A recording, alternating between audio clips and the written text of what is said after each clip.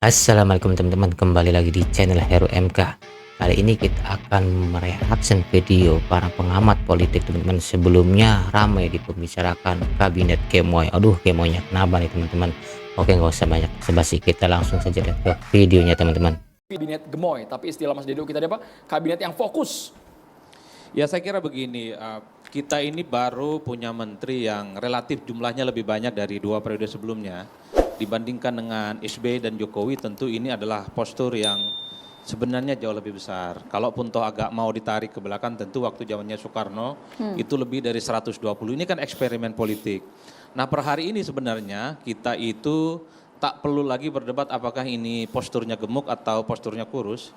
Bagi saya yang paling penting adalah bagaimana problem-problem kebangsaan itu selesai. Tak ada lagi orang miskin, tak ada lagi orang susah, tak ada lagi biaya pendidikan itu mahal, tak ada lagi orang-orang kemudian untuk sehat itu menjadi mahal dan seterusnya. Tapi kan itu ukurnya butuh waktu lama, Mas. Karena begini, justru karena posturnya begitu gemuk, karena kalau saya membaca rata-rata secara umum, yang jadi menteri dan wakil menteri ini adalah orang-orang yang terbaik. Oke, bahwa ada kesan politik akomodasi itu tidak bisa dibantah. Bahwa ada ingin merangkul semua pihak itu tidak bisa dibantah. Tapi yang paling penting adalah pembuktian. Karena saya melihat bahwa orang yang jadi menteri dan wakil menteri ini adalah yang kalau kita lihat dari jauh mereka yang terbaik di partainya, di organisasi dan di kalangan profesional.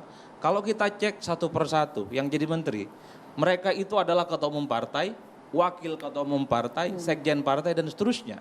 Ini adalah elit-elit kunci yang saya kira minimal sudah teruji di partainya. Artinya partai-partai yang saat ini terutama partai yang lolos ke parlemen, mereka kan sudah melakukan sebuah uji bagaimana mereka itu bisa menunjukkan satu kemampuan secara teknis dan politis. Begitupun misalnya kalau kita cek dari kalangan ormas, itu adalah 2 ormas besar, sekjen orang nomor 2 itu jadi menteri. Prof. Abdul Muhdi, kemudian Gus Ipul, saya kira orang-orang penting. Mic-nya lebih dekat boleh, Mas? Begitupun dengan kalangan-kalangan profesional.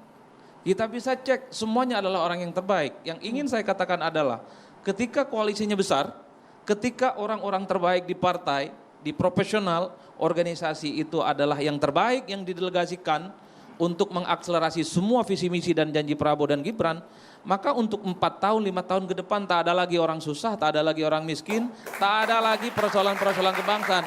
Jadi pertaruhannya adalah bagaimana kinerja itu menjadi konkret dan nyata, Mas. Apalagi support sistem politiknya per hari ini ada kecenderungan semua partai politik itu mendukung sekalipun tidak menjadi bagian di parlemen. PDIP menyatakan mendukung sepenuhnya Prabowo, nggak tahu Gibran disebut atau tidak, mestinya disebut Gibran. Mendukung Prabowo dan Gibran sekalipun per hari ini tidak ada kadernya yang jadi menteri. Begitupun dengan Nasdem.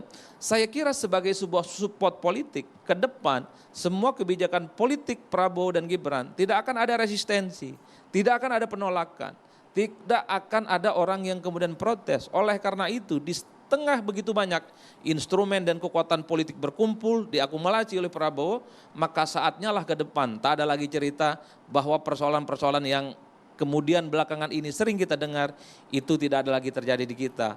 Harapan terbesar kita minimal yang belum pernah dilakukan oleh 2 presiden sebelumnya adalah kemandirian pangan.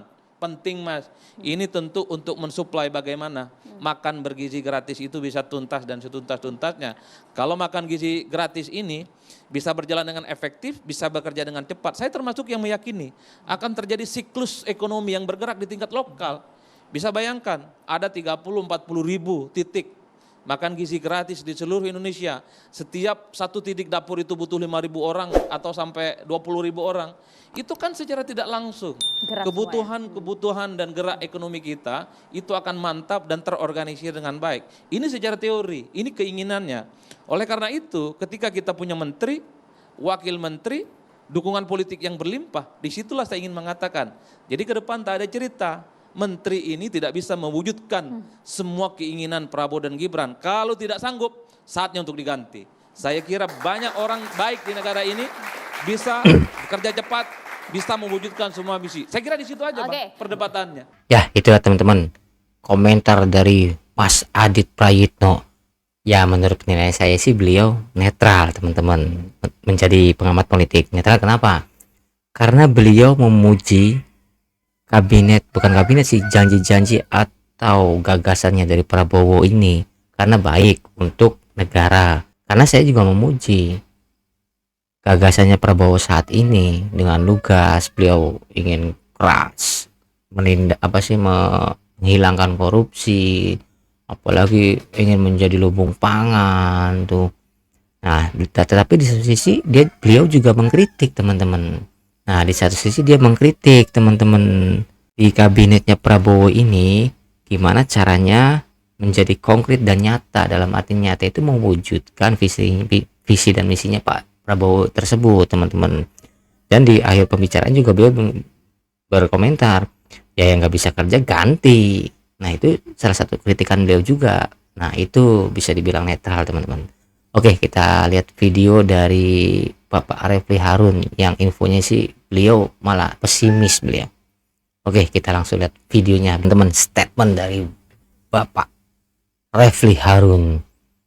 Ya, menurut saya sih pesimis nggak pesimis sih, teman-teman. Statement Pak Refli Harun tuh lebih mengarah ke pemerintahan yang kemarin, teman-teman ya. Saya kalau untuk ke pemerintahan sekarang, saya lebih setuju dengan statementnya Bang Adi Prayitno. Biarkan dulu Prabowo bekerja. Nah, yang penting gimana caranya nih kabinet-kabinetnya menjadikan konkret dan nyata atas gagasan-gagasannya Prabowo. Dan Prabowo pernah mengucap ganti setelah 6 bulan kalau ada kabinetnya nggak bisa kerja. Nah, itu yang kita dukung, teman-teman. Oke, teman-teman, ambil baiknya buang buruknya. Jangan lupa like, komen, dan subscribe, nyalakan lonceng notifikasinya. Salam netral. Assalamualaikum.